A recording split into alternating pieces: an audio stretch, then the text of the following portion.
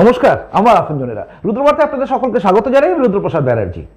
প্রতিবেদনটা শুরু করার আগে আপনাদের একটা কথা বলি, সেটা হচ্ছে আজকের এই প্রতিবেদনটা একটু মন দিয়ে দেখবেন এবং একটু সময় নিয়ে দেখবেন। তার কারণ হচ্ছে এই প্রতিবেদন মানে একটা প্রতিবেদনের মধ্যে আপনি দুটো দিক পাবেন।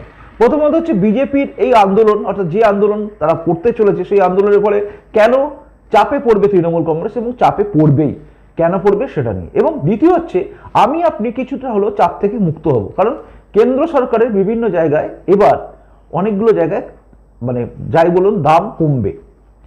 কেন্দ্র সরকার দাম কমাবে মানে কমবে মানে আপনারা জানেন সবাই একটাই জিনিসের উপর আমরা নির্ভর করে আছি এবং সেটা নিচে আছে, সেটা হচ্ছে পেট্রোল, ডিজেল এবং রান্নার গ্যাস, তার উপর দাম একটু কমবে। ঠিক কেন বলছি এই পুরোটা কিন্তু এই আজকের এই প্রতিবেদন মানে সকালের প্রতিবেদনের মধ্যে আপনি সবটা পাবেন। কাজেই ধৈর্য ধরে দেখবেন, শুনবেন এবং পুরোটা আমি চেষ্টা করছি বোঝাতে যতটা আমার বুদ্ধিবিদ্যা আছে আর কি। শুনতে থাকুন। প্রথমে দেখুন সুকান্ত মজুমদার, অর্থাৎ এই রাজ্য বিজেপির যিনি সভাপতি এবং একজন সাংসদও বটে, সেই এমপি ডক্টর সুকান্ত মজুমদার এবং বিজেপির যিনি রাজ্য সভাপতি, তিনি ঠিক কী বলেছিলেন গতকাল প্রেস কনফারেন্স করে, প্রেসের সামনে তিনি কি বলেছেন, আন্দোলন কেন করবেন, কি জন্য করবেন, সেটা আপনারা একটু পুঙ্খানুপুঙ্খভাবে ভালোভাবে শুনুন। এর আগে রাজ্য সরকারের বিভিন্ন প্রতিনিধিদের মুখ থেকে অনেক কথা শুনেছি যে আমাদের জিএসটির কম্পেনসেশন দেয়া হয় না, পায় না। প্রথমত সমস্ত রাজ্যগুলির মধ্যে পশ্চিমবঙ্গ অন্যতম বেশি পরিমাণে জিএসটি কম্পেনসেশন পেয়েছে। আমাদের দাবি রাজ্য সরকারকে ইমিডিয়েটলি মিনিমাম পেট্রোলে লিটার পিছু 5 টাকা এবং ডিজেলে লিটার পিছু 10 টাকা দাম কমাতে হবে। রাজ্য সরকার যদি এই সিদ্ধান্ত না নেন তাহলে পরে আমরা নবান্ন ঘেরাও করতে বাধ্য হব, কারণ বাংলার জনগণ বিরোধী দল হিসেবে সেই দায়িত্ব আমাদের কাছে দিয়েছেন। শুধু তাই নয়, সমস্ত সরকারি কর্মচারী, সম্মানীয় শিক্ষক শিক্ষিকা, অধ্যাপক অধ্যাপিকা, সম্মানীয় অশিক্ষক কর্মচারীগণ এবং বিভিন্ন যে পশ্চিমবঙ্গ সরকার পোষিত সংস্থানগুলোতে যারা চাকরি করেন তাদের সম্পূর্ণ ডিএ কেন্দ্রীয় হারে ডিএ দেওয়ার ব্যবস্থা করতে হবে। কারণ এতদিন আপনারা বলতেন যে কেন্দ্র সরকার আমাদের ভাগের টাকা দেয় না এবং সেই টাকা কেন্দ্র সরকার ৬,৫৫১ কোটি টাকা কেন্দ্র সরকার দিয়েছে। এবং এখানে একটি খুব মজার বিষয় আছে, আমাদের পশ্চিমবঙ্গ সরকার লাফাচ্ছে যে এত বেশি আমরা জিএসটি কম্পেনসেশন পেয়েছি। আমাদের বাংলায় একটি কথা চালু আছে, মূর্খের গোবধে আনন্দ। তো পশ্চিমবঙ্গ সরকারও সেরকম করছে যে জিএসটি কম্পেনসেশন কেন দেওয়া হয়। 15-16তে যে ইকোনমিক ইয়ার, সেই ইকোনমিক ইয়ারের রেসপেক্টে কেন্দ্র সরকার যখন জিএসটি চালু করে তখন কথা দেন যে এই জিএসটি চালু হলে 14% হারে আপনাদের গ্রোথ হবে। যদি কোনো রাজ্য 14%-এর নিচে গ্রোথ হয় তাহলে আগামী 5 বছর কেন্দ্র সরকার 14% গ্রোথের থেকে যতটা নিচে রাজ্য সরকারের গ্রোথ থাকবে তাকে কম্পেনসেশন হিসেবে দেবে। আপনারা দেখবেন এই যে জিএসটি কম্পেনসেশন দেওয়া হয়েছে কেন্দ্র সরকারের তরফ থেকে, মহারাষ্ট্র, গুজরাট, কর্ণাটকা এরা কিন্তু এতটা কম্পেনসেশন পায়নি, কম কম্পেনসেশন পেয়েছে। তার মানে এই রাজ্যগুলো নিজেদের ক্ষমতায় ট্যাক্স কালেকশনে পশ্চিমবঙ্গের থেকে অনেক গুণ এগিয়ে, অর্থাৎ 14%-এর কাছাকাছি পৌঁছে গেছে, 12%, 11%-এ পৌঁছে গেছে। সেই জন্য তাদের জিএসটি কম্পেনসেশন 14-12, 2% অনলি। পশ্চিমবঙ্গ সরকার ছোট ছোট শিল্পের ক্ষেত্রেও, অর্থাৎ চালকল, তেলের মিল, যেখান থেকে পশ্চিমবঙ্গ সরকারের জিএসটি পাওয়ার কথা, সেই জায়গাতেই পিছিয়ে আছে। এবং এই জিএসটি কম্পেনসেশনের যে বিরাট বড় অ্যামাউন্ট ৬,৫৯১ কোটি টাকা, তা প্রমাণ করছে যে পশ্চিমবঙ্গ শিল্পের দিক থেকে কতটা পিছিয়ে আছে। শুনলেন আপনারা, অর্থাৎ পরিষ্কারভাবেই ডক্টর সুকান্ত মজুমদার মানে রাজ্য বিজেপি যিনি সভাপতি, তিনি কিন্তু বললেন তারা যদি পেট্রোল ডিজেলের দাম 5 টাকা 10 টাকা করে না কমায় তাহলে আগামী দিনে তারা অভিযানে নামবেন এবং নবান্ন পর্যন্ত অভিযানে নামবেন। তার সঙ্গে সঙ্গে যেটা জুড়ে দিলেন সেটাও ভয়ঙ্কর, সেটা হচ্ছে প্রতিটা সরকারি কর্মচারী যারা ডিএ প্রাপ্য, যাদের মানে যাদের অ্যাকচুয়ালি প্রাপ্য, যাদেরকে মমতা বন্দ্যোপাধ্যায় ডিএ চাইলেই বলতে ঘেউ ঘেউ করবেন না, সেই সরকারি কর্মচারী, অর্থাৎ যারা প্রাণপাত করে আমাদের রাজ্যের সমস্ত ব্যবস্থাকে ঠিক রাখতে, অর্থাৎ যা কিছু আপনারা দেখেন সরকারি কাজকর্ম সব কিন্তু মন্ত্রী কিছুই করে না, খালি নির্দেশ দিয়ে পালিয়ে যায়, বাকি সব কাজ করে এই কর্মচারীরা। তাদের হাতেই পুরো সরকার চলে, রাজ্য সরকারের সমস্ত কিছু চলে তাদের হাতে। এবং যে সমস্ত ইমপ্লিমেন্টেশন হয়, অর্থাৎ আইন ফাইন যেগুলো দেখেন, যেগুলো করে আর কি রাজ্য সরকার, সেগুলো করে আমলারা। তো সেই আমলাদের দ্বারা পরিচালিত এবং এই সরকারের কর্মচারী এরাই হচ্ছে আসল মাথা। তো সেই রাজ্য সরকারের কর্মচারীরাই কিন্তু এখনো পর্যন্ত বেতন যা পান কিন্তু ডিএ সমহারে পান না, অর্থাৎ কেন্দ্র সরকারের যে ডিএ দেওয়া হয় সেই হারে রাজ্য সরকারের কর্মচারীরা পান না, কিন্তু খাটেন একইভাবে। সেই সরকারি কর্মচারী অর্থাৎ রাজ্য সরকারি কর্মচারীদের যে ডিএ বকে আছে সেটা ফেরত দেওয়ার জন্য তিনি বললেন। আসলে পুরো বিষয়টা এসে গেছে এই কারণেই, তার কারণ হচ্ছে কেন্দ্র সরকারের তরফ থেকে 6,591 কোটি টাকা জিএসটি কম্পেনসেশন গ্রাউন্ডে যেটা থাকে প্রাপ্য রাজ্যে, সেটা দিয়ে দেওয়া হয়েছে। এই জিএসটি কম্পেনসেশন গ্রাউন্ডে যে টাকাটা পেয়েছে, এটা কি সত্যি বলছেন সুকান্ত মজুমদার নাকি রাজনীতি করার জন্য বলছে? কারণ নিরপেক্ষভাবে যদি দেখতে হয় তাহলে দেখতে হবে যে আসল সত্যিটা কি। তো চলুন এক ঝলকে দেখে নিই এই ঘটনাটা আসলে কি হয়েছে। 31শে মে যেটা কেন্দ্র সরকার প্রেস মিট করে দিয়েছিল, প্রেসে একদম বিজ্ঞপ্তি করে দেখেছে, সেটা আপনারা একটুখানি দেখতে থাকুন। পাশেই দেখছেন স্ক্রল হচ্ছে, আপনারা দেখছেন ভালোভাবে, তো দেখুন ঠিক কি হয়েছিল, কি হয়েছে এবং কি না হচ্ছে, কতটা দেওয়া হয়েছে কতটা না দেওয়া হয়েছে। আপনার প্রত্যেকটা রাজ্যের যে স্কিম, রাজ্য যা দেওয়া হয়েছে রাজ্যগুলোকে, সেগুলো কিন্তু পাশে দেখতে পাবেন। অর্থাৎ পর আপনারা দেখতে পাচ্ছেন যে কিভাবে রাজ্যগুলোতে দেওয়া হয়েছে, প্রতিটা রাজ্যকে দেওয়া হয়েছে এবং দিতে দিতে উত্তরপ্রদেশ কিন্তু অনেকখানি বেশি। এবার শেষ হচ্ছে পশ্চিমবঙ্গে দেখেছেন 6,591 কোটি টাকা দেওয়া হয়েছে। এবার এই জিএসটি, এই আমাদের সাধারণ মানুষের সম্বন্ধে বা সাধারণ মানুষের কাছে জিএসটি সম্বন্ধে ধারণাটা একটু হলেও কম বেশি আছে, অর্থাৎ কিছুটা ধারণা আছে কিছুটা নেই। জিএসটি মানে কি? Goods and service tax. GST goods and services tax হচ্ছে সেটাই, যেটা হচ্ছে আমাদের প্রত্যেকটা জিনিসপত্র এবং পরিষেবার বিনিময়ে যে ট্যাক্স নেওয়া হয় সেইগুলো। তো সেই জিএসটি এটা দুভাবে নেওয়া হয়, একটা হচ্ছে এসজিএসটি অর্থাৎ স্টেট অর্থাৎ রাজ্য যেটা নেয় জিএসটি, এবং একটা হচ্ছে সিজিএসটি অর্থাৎ সেন্ট্রাল নেয়। এই দুভাবে নেওয়া হয়, এই দুভাবে ট্যাক্স নেওয়া হয়। অর্থাৎ এই ভ্যাট বা সমস্ত কিছু যেসব ট্যাক্স ছিল, আগে অনেক ট্যাক্স ছিল, সেই ট্যাক্সের হাত থেকে আমরা বেঁচেছি এবং এই জিএসটি এসছে, যেটা নিয়ে অনেকেই বিরোধিতা করেছেন, কিন্তু 1 জুলাই 2017 সালে এটা ইমপ্লিমেন্ট হয় এবং 1 জুলাই 2017 সালে একটা আইনও পাস হয়, সেটা হচ্ছে এই জিএসটি নিয়ে। জিএসটি কাউন্সিল থেকে একটা আইন করা হয়, সেই আইনটা হচ্ছে 5 বছর অর্থাৎ 2017 1 জুলাই থেকে 2022 জুনের শেষ অবধি একটা ছাড় থাকবে, মানে একটা কম্পেনসেশন দেবে, মানে ক্ষতিপূরণ দেওয়া হবে। এই ক্ষতিপূরণটা কি?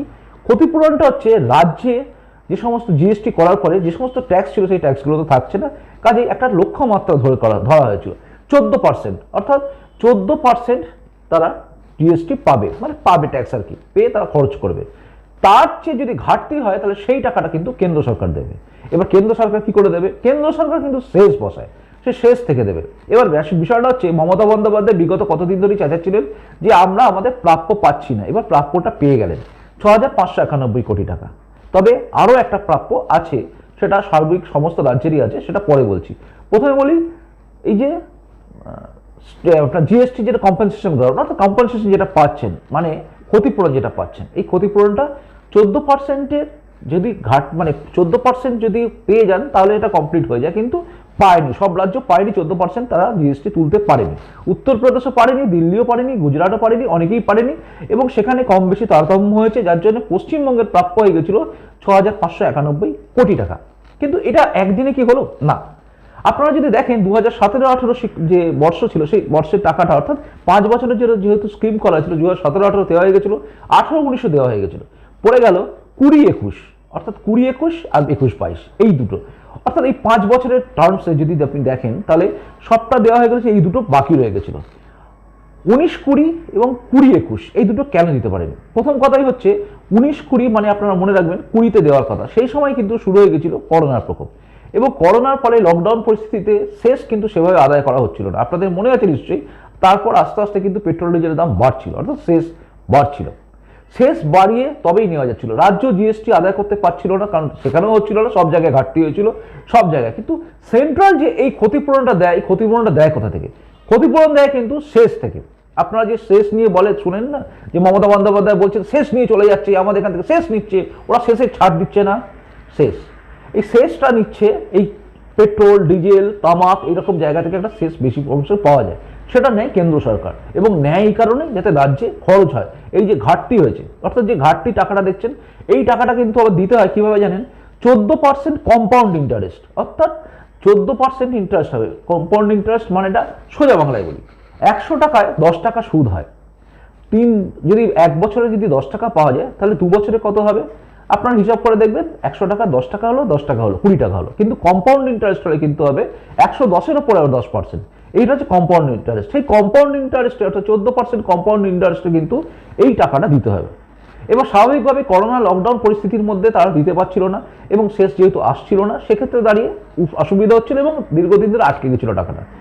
এর মাঝে কিন্তু অন্য টাকাগুলো সবকিছু তারা পেয়ে গেছিল, কিন্তু এইখানে গিয়ে জিএসটি যেটা কম্পেনসেশন গ্রাউন্ড, এটা মনে রাখবেন আপনি, বাকি যে জিএসটি টাকা কিন্তু সব পাচ্ছিল, অর্থাৎ রাজ্য সরকার যে পাওয়া টাকা জিএসটি যেটা পাচ্ছিল, কিন্তু কম্পেনসেশন যেটা, অর্থাৎ যেটা ক্ষতিপূরণ, সেই ক্ষতিপূরণটা পাচ্ছিল। মানে 14% তো হচ্ছিল না, কাজে তার নিচে যেগুলো হচ্ছিল সেগুলো তারা, তার নিচে যেগুলো হয়ে যাচ্ছিল সেগুলো তারা পাচ্ছিল না বলে সেটা জমা পড়ছিল সরকারের কাছে, এবং সরকার শেষ তুলে সেগুলো করেছিল। এছাড়াও সরকার কিন্তু দু ধাপে টাকাও তুলেছে, অর্থাৎ বাজার থেকেও টাকা তুলেছে, এবং সর্বসম্মতিক্রমে, অর্থাৎ রাজ্যগুলোর সম্মতিক্রমে। মানে এই রাজ্যের সরকারের মন্ত্রী মমতা বন্দ্যোপাধ্যায় তিনিও জানেন, সবাই জানতেন, কাজে টাকাটা তুলেছেন। সেই টাকাটা তোলা হয়ে গেছিল, এবার তারা সেগুলো শোধ করে দিলেন, এবং 6,591 কোটি টাকা যেটা আপনি দেখলেন দেওয়া হলো, এটা কিন্তু ফেব্রুয়ারি না, একদম মে মাস অব্দি দিয়ে দেওয়া হলো। শুধু বাকি রয়ে গেল এবার জুন, অর্থাৎ জুনটা হয়ে গেলেই শেষ। মনে রাখবেন, অর্থমন্ত্রী যিনি ছিলেন, প্রাক্তন অর্থমন্ত্রী মানে অমিত মিত্র, এই রাজ্যে যিনি বকলমে চালান, যতই মমতা বন্দ্যোপাধ্যায় বলুন, পেছনে থাকে অমিত মিত্র।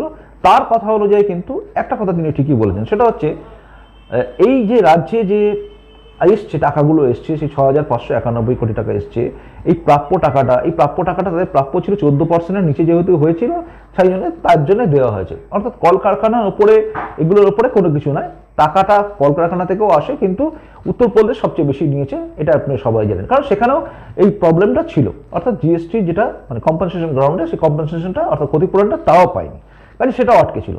আরেকটা কথা ঠিক, যে আইজিএসটি অর্থাৎ ইন্টিগ্রেটেড জিএসটি যেটা আছে, সেটা কিন্তু তোলা আছে, সেটা 27,000 কোটি টাকা গোটা দেশের রাজ্যগুলো পাবে, এটা এখনো আছে, সেগুলো হয়তো পরবর্তী ক্ষেত্রে দিয়ে দেবে। কিন্তু আপাতত যেটা হচ্ছে, সেটা হচ্ছে পরিষ্কারভাবে জিএসটি যেগুলো বকেয়া ছিল দিয়ে দেওয়া হয়েছে। এবার প্রশ্ন হচ্ছে, মমতা বন্দ্যোপাধ্যায় কেন চাপে পড়বেন?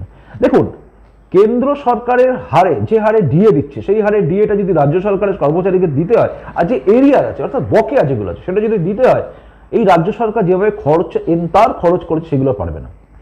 রাজ্য সরকারের আরেকটা জিনিস হচ্ছে যে, কেন্দ্র সরকারের কাছে আবার অনুরোধ জানিয়েছে প্রাক্তন অর্থমন্ত্রী অমিত মিত্র এই রাজ্যে। তিনি বলেছেন যেন আরো 5 বছর বাড়িয়ে দেওয়া হয়, অর্থাৎ এই ক্ষতিপূরণের। কিন্তু ক্ষতিপূরণের যে আইনটা ছিল, ওটা কিন্তু জুনেই শেষ, অর্থাৎ জুন মাসে 30শে জুনের মধ্যে সব শেষ হয়ে যাবে। এরপরে কিন্তু আর এই কম্পেনসেশন গ্রাউন্ডটা থাকবে না, অর্থাৎ কোনো ক্ষতিপূরণ পাওয়া যাবে না। রাজ্য এমনিতেই স্বাবলম্বী হয়েই গেছে, প্রায় 19% হারে এখন পাচ্ছে, 19% হারে জিএসটি তুলছে সব জায়গায়, মানে যেখানে ইনকাম হচ্ছে সেটা, কাজেই 14%কে টপকে গেছে। এখন রাজ্যের জিএসটি পরিমাণ অনেক বেড়ে গেছে, সবাই পাচ্ছে, কাজে এই রাজ্যের এখনো অসুবিধা হবে না। কিন্তু তবুও ক্ষতিপূরণ দাবিটা করে রেখে দিয়েছেন অমিত মিত্র। রাজ্য সরকারকে আর কোনো রাজ্যকেই আর কোনো এই যে ক্ষতিপূরণ অর্থাৎ কম্পেনসেশন দেওয়ার দরকার নেই। এবার শুরু হচ্ছে আসল কথা, সেটা হচ্ছে এই চাপটা রাজ্য সরকারকে নিতে পারবে, অর্থাৎ যদি আন্দোলনমুখী বিজেপিকে যদি রাস্তায় দেখা যায়, আর আমার মনে হয় বিজেপি নামবে, এবং সঙ্গে সঙ্গে হয়তো সিপিএমও নামবে, কংগ্রেসও নামবে চারিদিকে, কারণ সবারই দাবি থাকবে পেট্রোল ডিজেলের দাম এবার কমানোর জন্য। কারণ আপনারা সবাই জানেন, 2 ধাপে কেন্দ্র সরকার দাম কমিয়েছে, রাজ্য সরকারগুলো কমিয়েছে। মনে রাখবেন, এই রাজ্যে যিনি বলছেন মমতা বন্দ্যোপাধ্যায় যে আমি টাকা পাই, তার চেয়ে বেশি টাকা পেত কিন্তু উত্তরপ্রদেশ সরকার, কিন্তু সেও কিচ্ছু বলেন, দাম কমিয়ে দিয়েছে। অর্থাৎ সবাই দাম কমিয়েছে, শুধু এই রাজ্যে এবং যেগুলো কংগ্রেস শাসিত জায়গা তারা কমাতে চায়নি, অর্থাৎ বিজেপি শাসিত না এমন জায়গাগুলো কিন্তু তারা কমায়নি। চাইলে এরা কমাতে পারতো, কিন্তু এরা কমায়নি। এবার দেখার বিষয় সেটা হচ্ছে, এই যে টাকা পেয়ে গেলেন, এবার কমান কিনা। কেন্দ্র সরকার 2 ধাপে কমালো, এবার রাজ্য সরকারের যে কমাচ্ছে না, সেটা নিয়ে কিন্তু এই বিজেপি যদি রাস্তায় নেমে আন্দোলন করে, তাহলে কিন্তু মানুষ বুঝবে এবং সঙ্গে সঙ্গে দাম কমাতে বাধ্য হবে। প্রশ্ন হচ্ছে, এবার দাম কমাবেন কোথা থেকে? এক তো ডিএ দিতে হবে, লক্ষ্মীর ভান্ডার, সরস্বতীর ভান্ডার, মা কালীর ভান্ডার, এরকম করে নানা রকম ভান্ডার তৈরি করার চিন্তা ভাবনা করা মমতা বন্দ্যোপাধ্যায়। মানুষকে ভাতা আর এই সমস্ত টাকা পাইয়ে দেওয়া রাজনীতি করেন, অর্থাৎ পাইয়ে দিয়ে ভোট নেওয়া, মানে কেনা বেচা আর কি। তো সেই কেনা বেচা জায়গা করতে গিয়ে যে টাকাটা তিনি ক্ষয় করছেন, মানে শেষ করছেন, জিএসটি থেকে যে টাকা পাচ্ছেন, যেগুলো খরচা করে ফেলছেন, এবার যে টাকাটা এসছে সেই টাকাটাও তিনি বেশি দিন রাখতে পারবেন না, কারণ সমস্ত কিছুই তার দাম ক্ষয়রাতিতে চলে যাবে। ক্লাবকে দেওয়া, ইমাম মুয়াজ্জিনদের দেওয়া, ওখানে অন্য কাউকে দেওয়া, কোথাও বেকার ভাতা দেওয়া, কোথাও ওই আপনার কি ভাতা বলে আপনার এগুলো লক্ষ্মীর ভান্ডার দেওয়া, এরকম টাইপের দিতে দিতে এই রাজ্য সরকার কিন্তু দেনার দায় আরো চলে যাচ্ছে। এই দেনা থেকে কিন্তু রাজ্য সরকার উঠতে পারবেন। এবং এই রাজ্য সরকারের ডিএ, মনে রাখবেন ডিএ নিয়ে কিন্তু এই রাজ্যের এই তৃণমূলেরই এক নেতা, মানে উঠতি নেতা, মুখপাত্র হওয়ার জায়গায় আছেন আর কি। তো সেই পাত্র হওয়া মুখপাত্র তিনি কিন্তু প্রকারান্তরে মানুষকে খেপানোর কাজ শুরু করেছেন। যে আপনারা ভাবুন, কিছু মানুষ ডিএ পেয়ে, মানে সরকারি কর্মচারী, তারা ডিএ পেয়ে বিরিয়ানি মাংস খাবে সেটা ভালো, নাকি ডাল ভাত আপনারা খাবেন সেটা ভালো? অর্থাৎ সাধারণ মানুষকে খেপানোর চেষ্টা। কিন্তু সাধারণ মানুষ আজও জানে যার প্রাপ্য, অর্থাৎ যে কাজ করেছে তার প্রাপ্য ডিএটা সেটা দেওয়া উচিত তাকে। কারণ গরিব মানুষ যারা, আমরা আম পাবলিক যারা, আমরা একটা জিনিস বুঝি, আমরা অত রাজনীতি বুঝি না, আমরা কিছু বুঝি না। আমরা বুঝি আমরা মাস গেলে যে দোকান থেকে ধার করি সেই দোকানদারের ঢালের টাকাটা দিতে হবে, সেটা আমাদের মাথায় চিন্তা থাকে, কি করে চালের টাকাটা দেবো, ডালের টাকাটা দেবো। ঠিক সেভাবেই রাজ্য সরকারের কাছ থেকে যারা টাকা পায় তাদের টাকাটা দেওয়া উচিত। এবার মুদিখানার দোকানদার ঘি ভাত খাবে, মাংস ভাত খাবে, না কি খাবে সেটা দেখা আমাদের দরকার নেই। কারণ আমি ডাল ভাত খেলেও আমাকে যে সময় ডালটা দিয়েছে সেই বিনিময়ে আমি তাকে টাকাটা ফেরত দিতে হবে। এটা হচ্ছে আমরা বুঝি, অর্থাৎ আমরা সোজা সাপটা বুঝি যে আমরা ধার করেছি দিতে হবে। কিন্তু রাজ্য সরকার বোঝে ধারের টাকা যদি দিয়ে দিই তাহলে অন্যগুলো করবো কি করে, মানে কোথাও মাটি উৎসব, কোথাও ঘটি উৎসব, কোথাও বাটি উৎসব, এটাও করতে পারবো না। এবং মোচ্ছব কোথায় হবে, অর্থাৎ টাকা আসবে কোথাও থেকে, চলে যাবে অন্য অ্যাকাউন্টে আমপান। সেই সময় দেখেছি আমরা টাকা ঢুকেছে অন্য জায়গায় চলে গেছে, এটা করতে পারবে না। বোঝা গেল? তাহলে চাপে থাকবে। এই চাপটা কিন্তু ক্রমশ বাড়বে।